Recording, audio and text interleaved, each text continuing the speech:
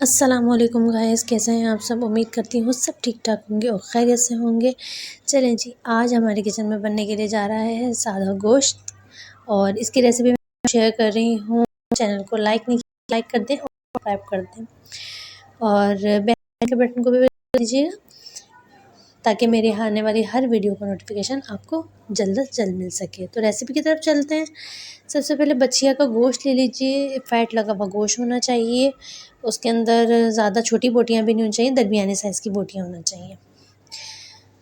और इसके अंदर फिर आप 3 पाव गोश्त में 1 किलो के करीब पानी ऐड कर दीजिए ताकि गोश्त उसमें गल जाए। कुकर में अगर आपको चढ़ाना है तो फिर आप इसको कुकर के अंदर आधा लीटर पानी डाल के इसको 15 मिनट में बना सकते हैं। नमक इसके अंदर ऐड कर दें हस्बे ज़रूरत। नमक कम ही डालिएगा क्योंकि जब फ़ैट मेल्ट हो जाता है तो फिर नमक उठ जाता है इसके अंदर, नमक कम डालिएगा, भले से बाद में डाल दें। और इसके अंदर अब लहसुन अदरक का पेस्ट शामिल करिए। चलते हैं जी चूल्हे की तरफ।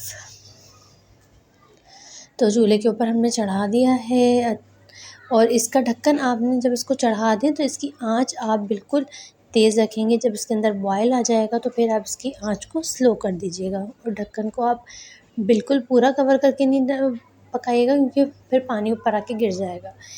तो आधे घंटे बाद देखें पानी इतना वो फ्लो कम हो चुका है इसके अंदर और इसको होने दें और मज़ीद। और अब देखिए ये तकरीबन 2 घंटे के रख के इसके ऊपर आप 2 घंटे के बाद देखें, चेक करें गोश्त है नहीं, अच्छी तरीके से चेक करना। उसका भी ऊपर आ गया, देखें गोश्त गल चुका है। इसके अंदर मज़ीद अभी इसका पानी खुश्क करने की ज़रूरत है। ये देखिए पानी जब और मज़ीद खुश्क हो गया तो इसको अच्छी तरीके से भून लें। पेट में ही इसको अच्छी तरीके से पका लें। इसकी खुशबू बहुत अच्छी आती है, खाने में बहुत लज़ीज़ होता है। ये आप रूखा भी खा सकते हैं, केचप मसाले के साथ भी खा सकते हैं। तो और मज़ीद ये तैयार हो चुका है। अब इसको हम डिश आउट कर देंगे।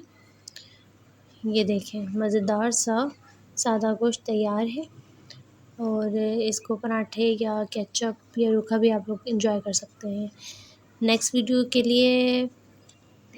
तक के लिए आप हमें इजाज़त दीजिए और कमेंट सेक्शन में बताएं कि आप लोग क्या बनवाना चाहते हैं।